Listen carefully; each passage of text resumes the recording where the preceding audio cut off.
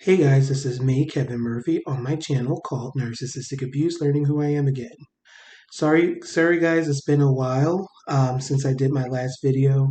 It's been a really busy season of my life and just a lot going on with this pandemic and just haven't had the time to make any videos.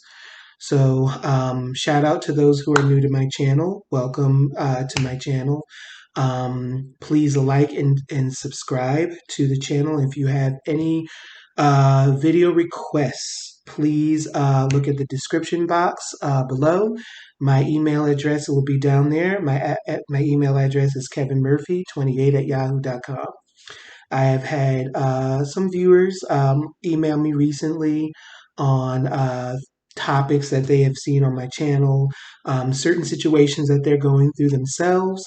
So feel free to email me with any questions, with any video requests.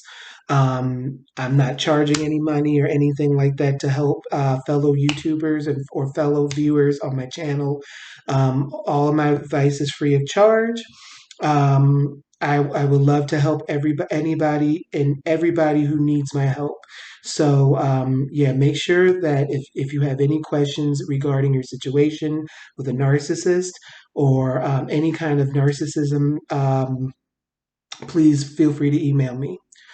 I'm also going to start talking about other personality disorders such as schizoid personality disorder, borderline personality disorder, bipolar disorder, antisocial personality disorder. I really feel that I have been seeing a lot on the boards about a lot on narcissism, and I think it's great. I think that it's good that we are informing each other on our situations and our stories and such. But I really feel that we should touch more upon what a borderline, what borderline personality disorder is. What is schizoid personality disorder? What is antisocial personality disorder? What makes what makes a sociopath? What makes a psychopath? Those are things that I feel that should be more discussed on the boards. I really think that the reason why I say that this is important is because I feel that a lot of the people that we're dealing with that are disordered or toxic, we may be misdiagnosing them and thinking that, oh, that person's a narcissist, oh, so and so is a narcissist, but they may be indeed a borderline, they may be indeed have schizoid personality disorder, they may indeed have antisocial personality disorder. And I feel that talking about those specific disorders will help us not overuse narcissism so much. And I'm not saying that your family member is not the narcissist, or your aunt, or your cousin, or your mother, or your dad isn't the narcissist. I'm not denying that those people aren't narcissists in your life, but there could be other things that are going on in addition to the narcissism. So those are things that I want to start making videos on.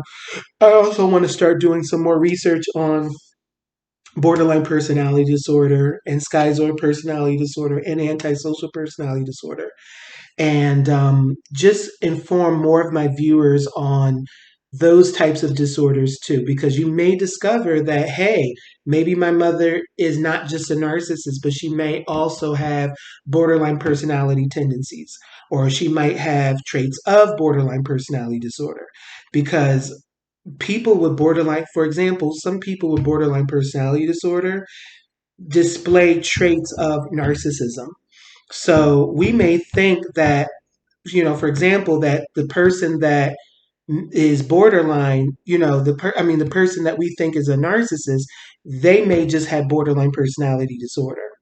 And so it would feel much better to really know the real diagnose. And I mean, I'm not saying that we're diagnosing anyone, but it would it would be better to know exactly what you're dealing with, because you don't want to mentally misdiagnose someone if that's not what they truly have. So, anyway, since I am off my soapbox, I want to talk about covert narcissism with a different twist. So, I talked about covert narcissism. I made a video about covert narcissism about a year, almost 2 years ago. And I described how the covert narcissist is different in some ways than the overt narcissist. And so the overt narcissist is the one where you actually see them for what you actually see this person for what they are. They're very grandiose. They're very in your face. They're aggressive. They're entitled. They have a lot of they are they have really huge personalities, where your covert narcissists are people that are very difficult to spot. So your covert narcissist is your pillar in the community. Your covert narcissist might be a religious leader. Your covert narcissist may be your doctor, your dentist, or your guidance counselor, or your teacher. So the covert narcissists are normally one way in public, but behind closed doors, it all hell breaks loose. So that covert narcissist might be abusing their spouse, might be abusing the kids, might be abusing, drugs, all kinds of stuff. So basically, that person that you hold in high regard in the public, because they're totally different in the public, you will be shocked to see the kind of person that they are behind closed doors.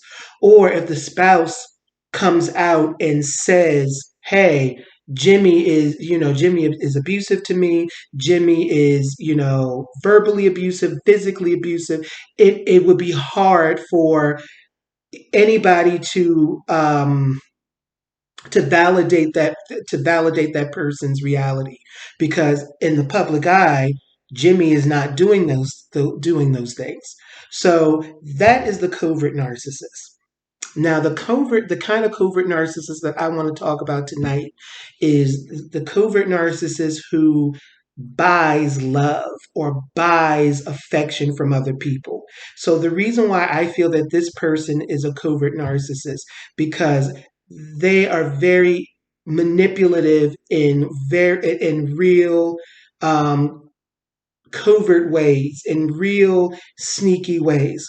So this kind of narcissist will buy you a cake for your birthday, will buy you a car, will overgive themselves, but will expect something from you in return. So, for example, your birthday, for me, I just had a birthday that just passed about 2.5 weeks ago. And let's say I'm dating a narcissist girlfriend, and a covert narcissist girlfriend, and she buys me a car for my birthday. And I didn't ask her to buy me a car. I didn't even insinuate that I needed a new car. But somehow she felt that I needed a car for my birthday. And buying your significant other or your family members gifts, or, showing affection, there's nothing wrong with that. But usually, a person like this will not only buy you a gift, but they will buy you an extravagant gift and will want something in return for what you've given to them. So it's kind of like that girlfriend buys me a car for my birthday and then will sit there and tell everybody the fact that she bought me a car for my birthday. I need to worship her. I need to be thankful. I need to be grateful for what she has given to me. That's a narcissist. That's a person that is trying to use gifts and use finances and positive things to hook you into them. So it's kind of like you're not a person. You're not a significant other or a partner. You are property to them. You are a prized possession to them, and that's how they see you. So the example that I have tonight of a covert narcissist is I've talked about this many, many times on my channel. And my uncle is seeing this woman who is very needy, very clingy, and they've been together for over 10 years. And what she does is, and I've discovered this as of recently, that she may be a covert narcissist. The reason being is for the last 10 years, she has been buying me, my family, my uncle for love and affection. Now, my uncle shows her in many different ways that he is not interested in a relationship with her. Now, mind you, it's his fault for leading her on to making her believe that he wants to be with her, such as saying that they're going to get married and oh, we're going to buy a house, or we're going to do all of these wonderful things together. That's future faking, and I'll talk about that in another video. As very, very, very common for narcissistic people to do is future fake. So these are the things that my uncle has been doing. And as I said in other videos, she would complain to me and my grandmother and other people in my family. Oh, I run his breakfast to the bus stop. Oh, I run his lunch to the bus stop. Oh, I run his dinner to the bus stop, and I shave his head and I pay his child support and all this other crap.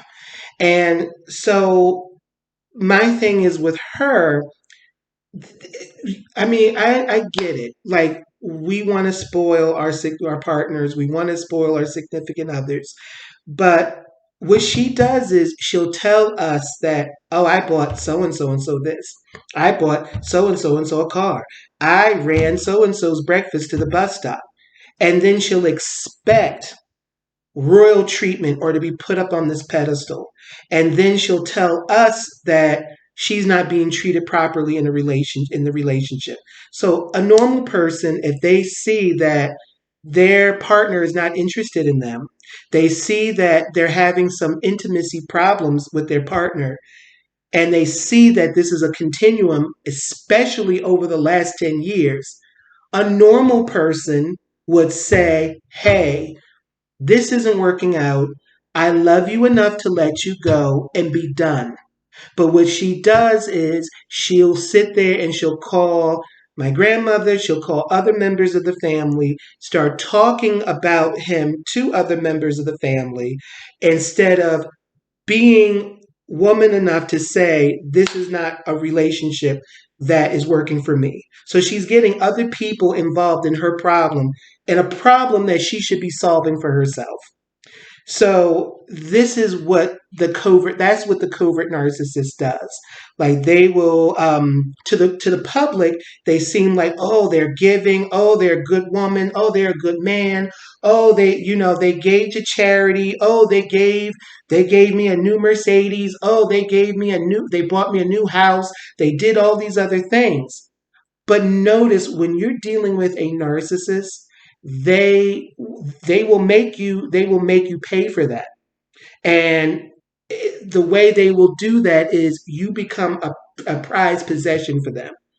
They will they will control you in ways that are subtle. So what they'll do is they will talk about your friends. They will talk about your family. They will say things to you that is really out of bounds, because now they got you. They hook you. And see, what my uncle does is he takes gifts from her.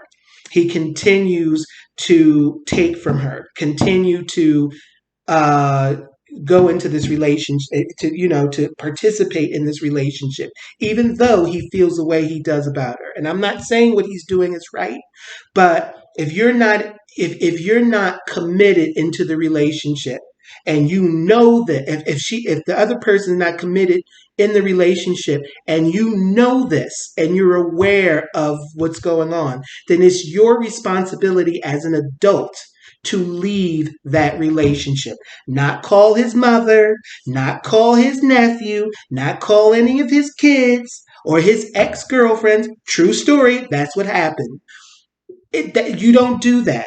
What you do is you say to yourself, this isn't working out. This is a situation that I need to bow out as a woman and I need to find somebody else or just spend some time by myself for a time.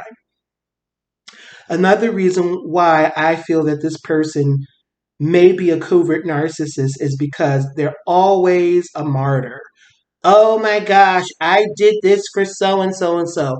Oh my gosh, I did this for my kids. Oh, I paid their rent. Oh, I paid $300 for groceries.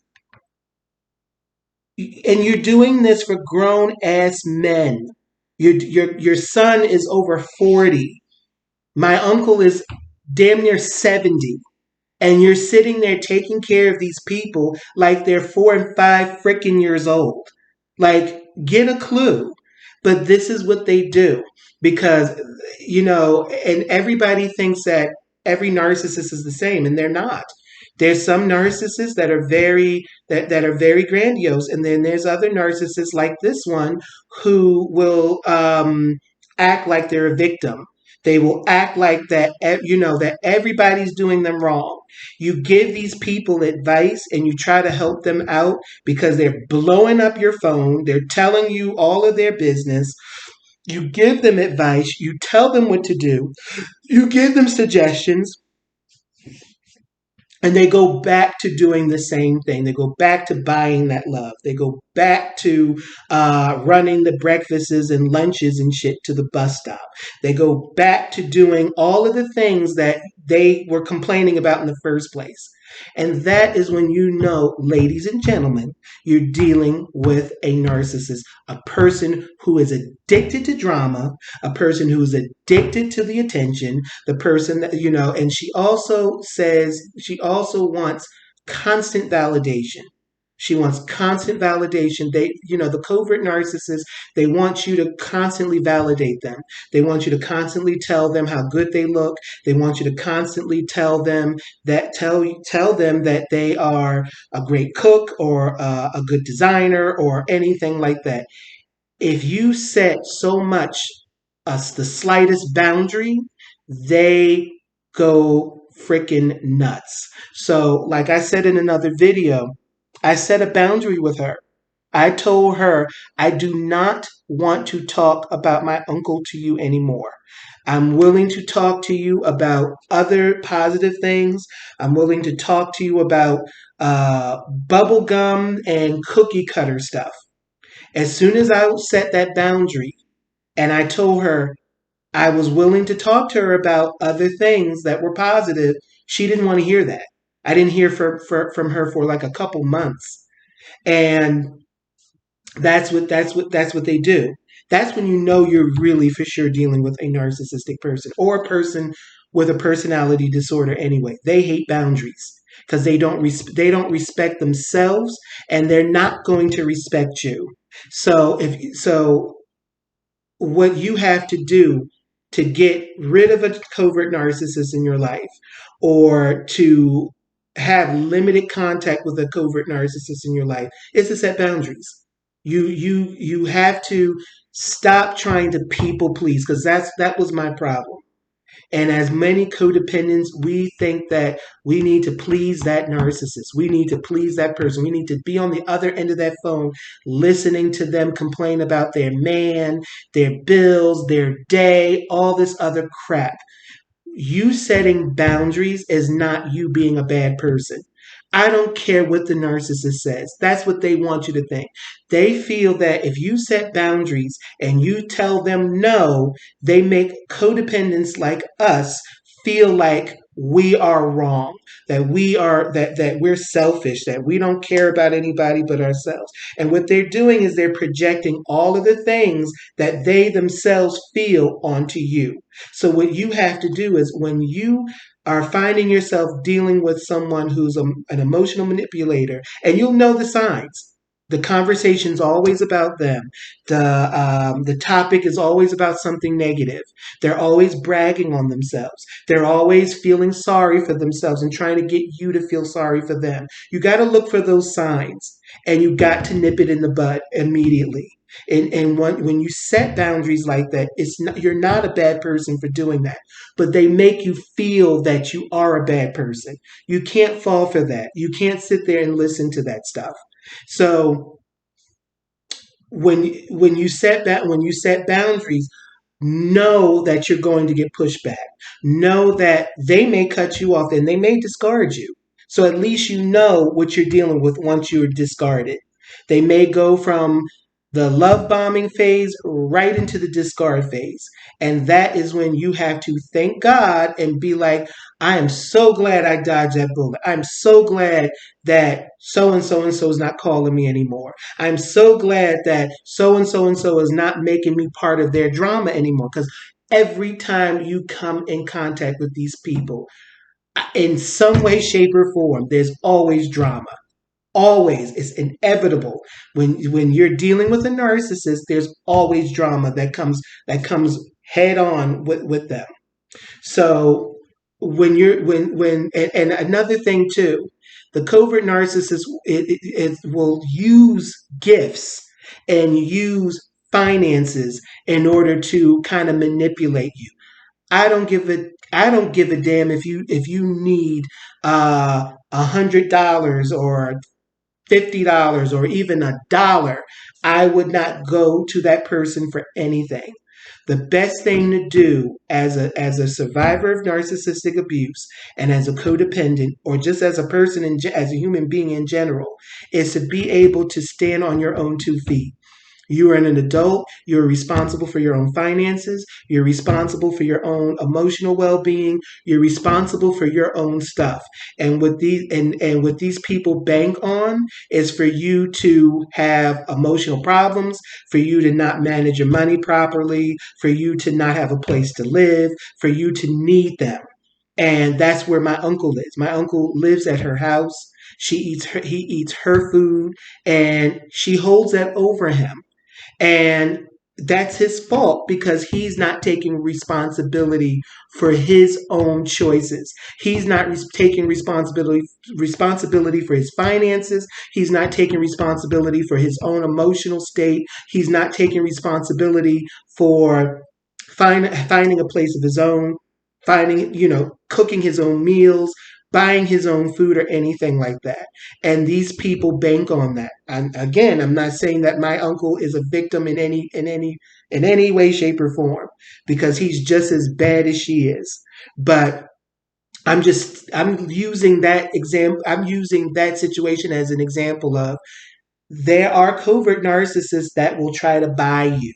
They will try to hook you by, oh, I got it's this little proverbial carrot. I got this brand new car for you. I got this I got all this food for you. I got money for you, and you can't fall for that. If you are an adult and you have your own place, you have your own finances, and you're managing your own life properly, they won't have anything to do with you.